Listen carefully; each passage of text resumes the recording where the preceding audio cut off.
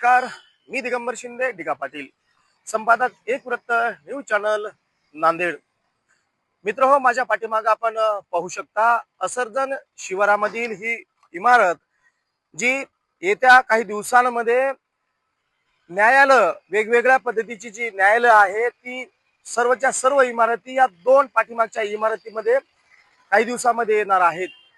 मागील 26 जानेवारी रोजी हा उद्घाटन समारंभ आणि न्यायालयाची इमारत सर्वांसाठी खुली होईल असं बोललं जात होतं, परंतु अजून काही कामं राहिल्यामुळं येत्या काही दिवसांमध्ये या मुख्य दोन्ही इमारतीचा कामाला प्रारंभ होणार आहे.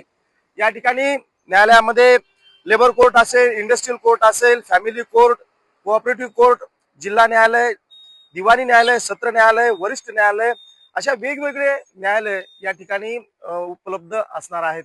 त्यामुळं नांदेडमधून अनेक ठिकाणाहून येणाऱ्यांसाठी लातूर फाटा आंबेडकर चौक मार्ग त्यासोबतच इतरही तालुक्याच्या ठिकाणाहून येण्यासाठी अतिशय सोयीचा असा न्यायालयाची इमारत या ठिकाणी उभारली जाते आहे.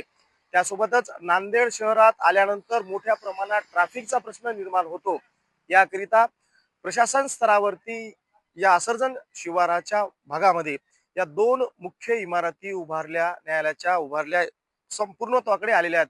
त्यामुळे येत्या काही दिवसांमध्ये आणि लवकरच या न्यायालयाच्या इमारतीचा उद्घाटन सोहळा पूर्ण होईल आणि हा जो आज घडीला जरी तुरळक वाहतूक दिसत असली तरी कालांतरानं या ठिकाणी वेगवेगळी न्यायालयाची उभारणी झाल्यानंतर प्रत्यक्षात काम सुरू झाल्यानंतर मात्र या भागातही मोठ्या प्रमाणात वर्दळ आपल्याला पाहायला मिळणार आहे.